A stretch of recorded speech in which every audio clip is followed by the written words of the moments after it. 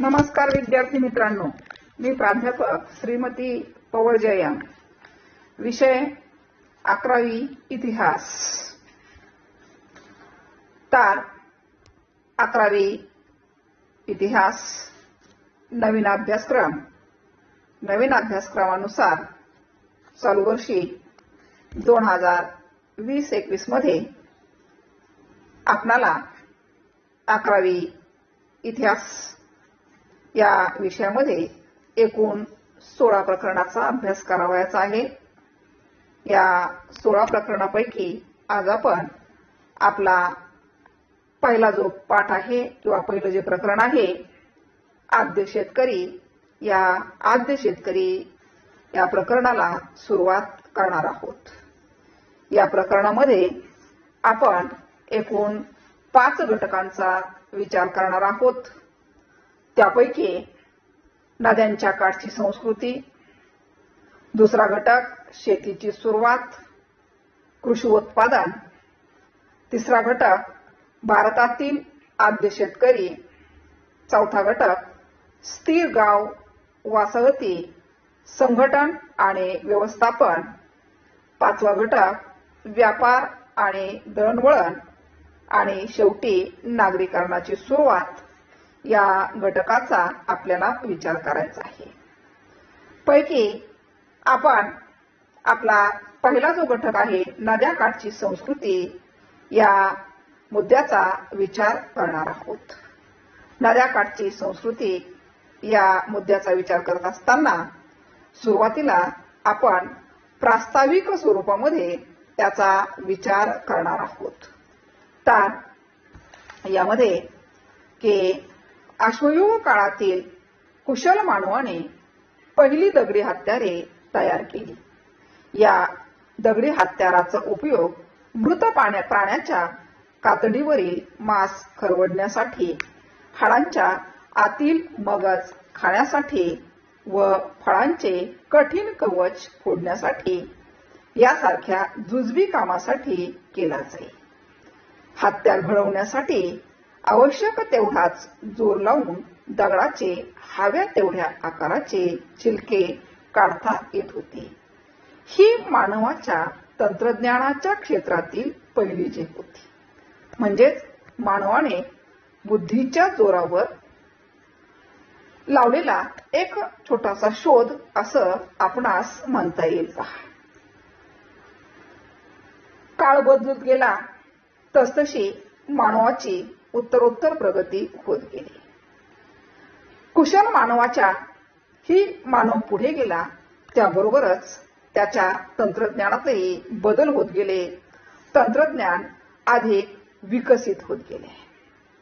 मध्याश्मयुगीन मानवाने अनेक वन्य वनस्पतींची लागवड करण्यास सुरुवात केली. त्याचबरोबर जे जंगली प्राणी आहेत त्यांना घरी आणून मांसळविण्यास सुरुवात केली.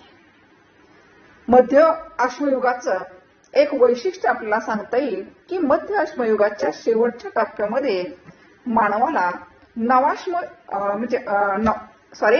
मध्याश्मयुगाच्या शेवटच्या टप्प्यात नवाश्मयुगाचा उदय झाला. नवाश्मयुगाला नवाश्मयुग का म्हटलं गेलं? कारण या नवाश्मयुगामध्ये मानवाने अनेक महत्वपूर्ण गोष्टींचा शोध लावला. की या काळामध्ये मानवाला अग्नीचा शोध लागला. याच काळामध्ये मानवाला चाकाचा शोध लागला.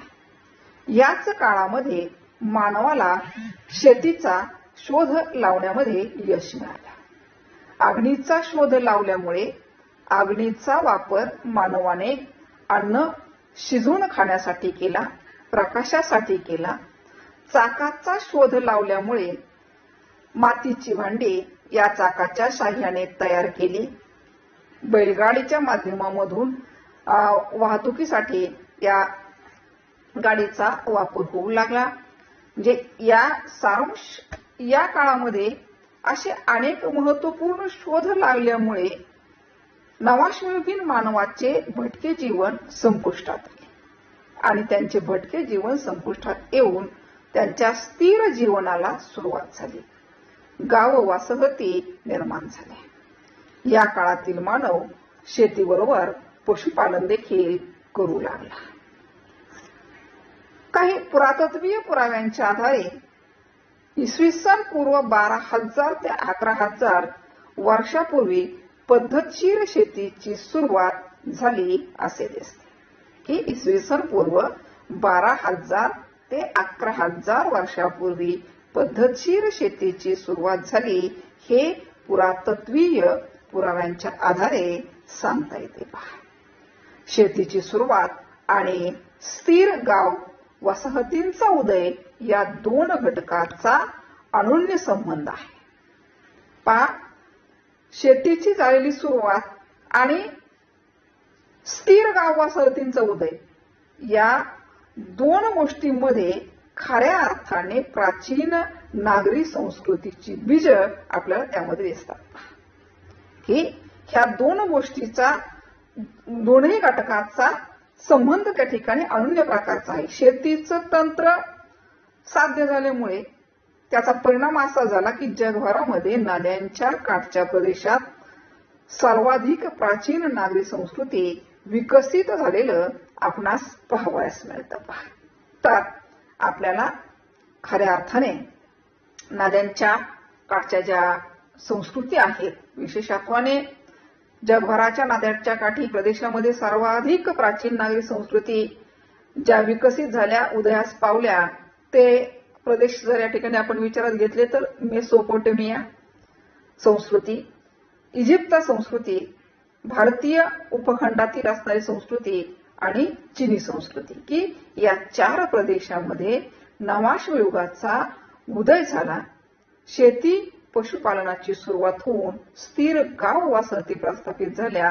हे कसं घडलं हे पाहण्यासाठी आपल्याला नद्याकाठच्या ज्या संस्कृती आहेत त्याचा विचार करावयाचा आहे.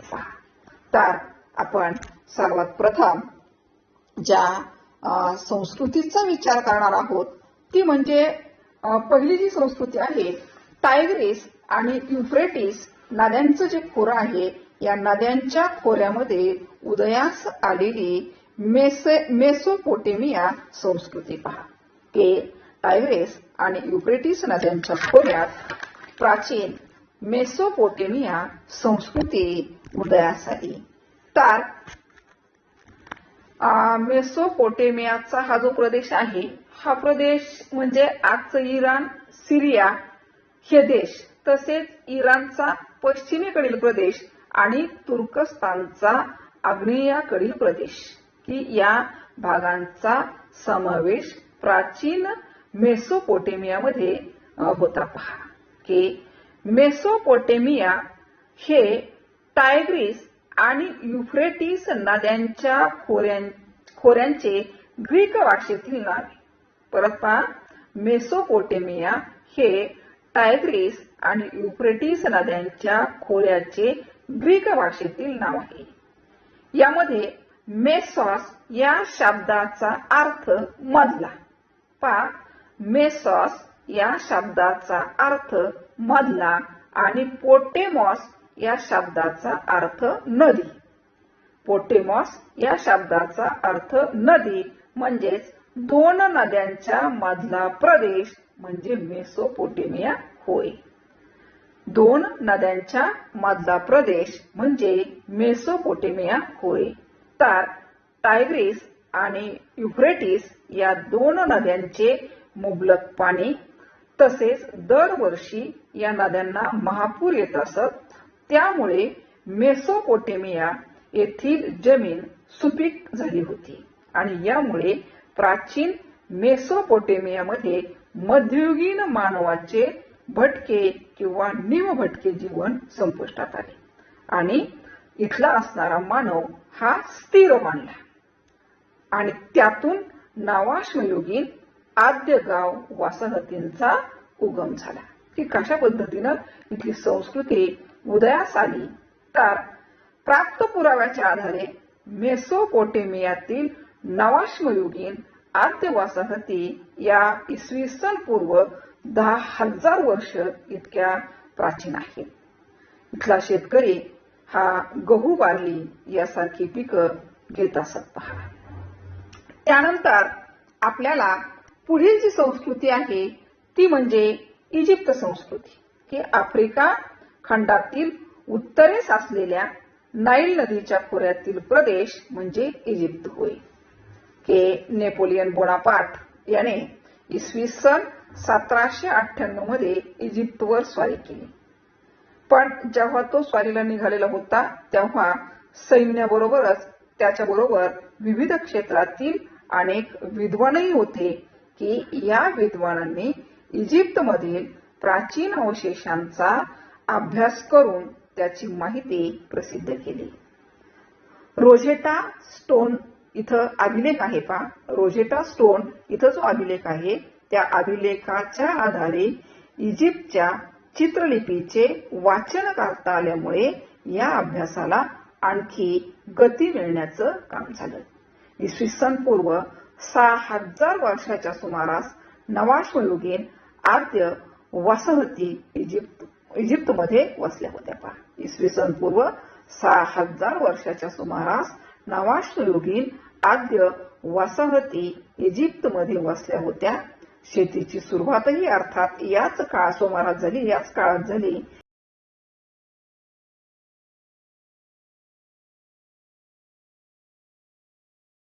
घेतली जात होती पहा. की या पद्धतीने आज आपण या ज्या नवीन प्रकरणाला सुरुवात केली होती आद्य शेतकरी, यामध्ये सुरुवातीचा जो भाग आपण विचारामध्ये घेतला पहा, नद्याकाठची संस्कृती, त्याची थोडक्यात प्रस्तावना आपण पाहिली आणि त्यानंतर दोन संस्कृतीचा आपण विचार केला. एक म्हणजे टायग्रीस आणि युफ्रेटिस नद्यांच्या खोऱ्यात उदयास आलेली मेसोपोटेमिया संस्कृती आणि दुसरी जी संस्कृती आहे ती म्हणजे इजिप्त संस्कृती, की नाईल नदीच्या खोऱ्यामध्ये उदयास आलेल्या इजिप्त संस्कृतीचा आपण विचार केला.